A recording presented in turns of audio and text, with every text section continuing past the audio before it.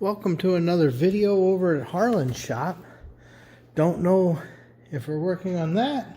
Don't know if we're going in there working on the 55.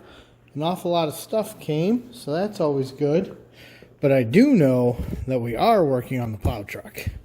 Guess the other day after the snow, he was plowing and plow went down, stayed down. So I'm heading up to the plow truck. Let's see what we can see. Just had to come get a light. Well, obviously it was stuck down because he dragged snow back in with him. And he did put on some heat for me. I think he's getting changed over. Let us start with the basics. Work our way down. You know, I know it's got all these circuit breakers. It's got a contactor. There's a bunch going on there. I know in years past, we've replaced this harness here. So this harness was replaced at one point. And I seem to recall that there's some relays because of the lights to do the light switching. And it's been a little while since I've monkeyed with it. But I got an odd suspicion that I'm going to wind up dealing with that mess up under there. So I'll let you know when I know a couple things. I just got to get reacquainted with the system. It's been a few years. Okay. As he was afraid, that orange wire that's in the hole up there that says green, it came out. So now it's back in there, and now the plow goes up and down. So, okay. That wasn't as bad as it could have been. Having a hard time getting the tools to work, but we think we know why. The jack he cleaned up. A little smaller than the one we think is correct. So, yeah. That one will fit. It's a bit ungainly, but it will, because it pushes against the fender here and here, so we can clamp it here. That one's too small. And then I got this one, or not that one, this one, because, you know, it has that, but it still has to be pushing against the fender.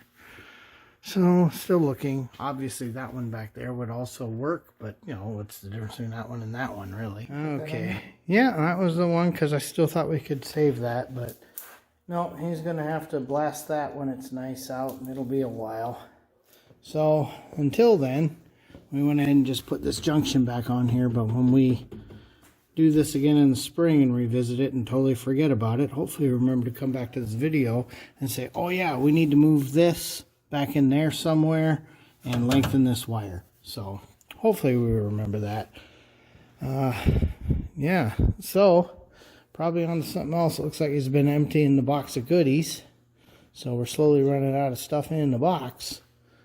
So all right, back to we got the truck back up. We're trying to decide, are we just going with inserts, or are we just gonna do the whole kit and caboodle? So we'll take a look at that in a little bit. I have had problems in the past with their brackets fitting.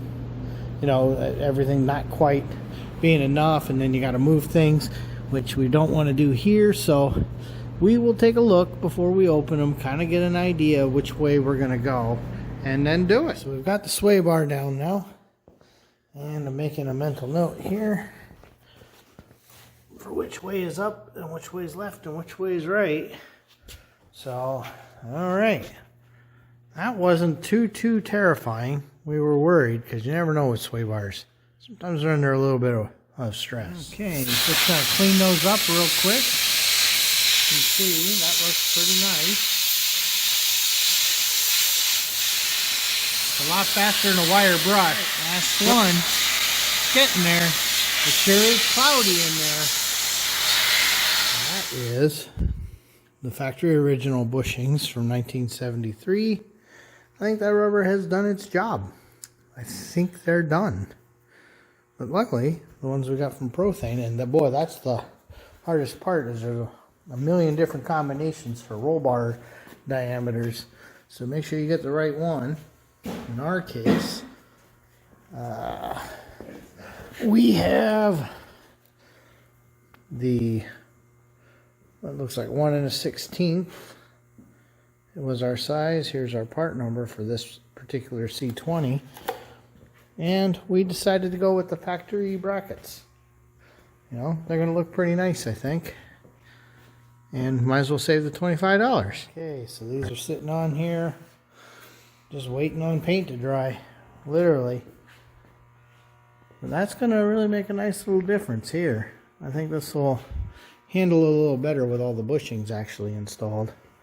So we're about to find out how fun it is to tighten this thing up. We got a suspicion it's not as easy as we want it to be. Right, a couple new bolts, some new nuts on there, and yeah, that looks really good. It went together pretty easily. Didn't have to fight it too much. So yeah, I would say that is $15 well spent.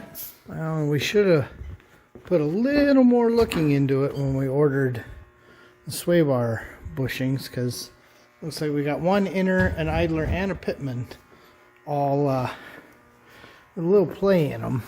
So you know how that goes, a little here, a little there, but that inner, that pitman arm, and the idler all have play. It's not uncommon in these trucks when you put larger tires on it. It kind of wears it all down real fast. So we'll have to look at taking care of that at some point too. Also, the front wheel bearings could use repacked and inspected. You know how that goes. You don't use them for a while and they've just been sitting. So she's back down. We'll have to deal with that another day. He's going to want to clean that up real nice, make it look as pretty as that one. So that's that for now. Okay, we're refamiliarizing ourselves with this process because we did the one in the S10 a few years back. And we just kind of went through and took note of some critical dimensions and started kind of lining up time, because it's already 9:15 here. And this is probably 2.5 to 3 hours of us carefully putzing with this. So I don't think we're going to tackle this tonight, which is a shame because the humidity is reasonable and everything's all, but it is what it is. We don't want to damage anything. So I think that's what we're going to work with for now. And when we do, we'll drop it off the lift and roll the truck forward, and then we can work in that space back there. I think that's going to be the safest bet for us and give us the best finished product with the least amount of chance of dropping some of them stupid stainless screws, because I do recall that. So I think that's how that's going to go. All right. Well, I think we're going to call this a 73 truck video, because that's mostly what we worked on between this and the plow truck. We were just in the other room going over some 55 stuff so that we know what's going on there. The core support's going to be coming out soon. We got the fans for the pushers, and he's got all the polished stuff that has to go back in. So we need a couple hours for that. We need 2, maybe 3 hours for the bed. Just kind of working some of this out. But then wild cards like the plow truck happen. So at this point, I guess we're going to say thanks for watching a very short 73 pickup video. This has been another ShopRex approved video.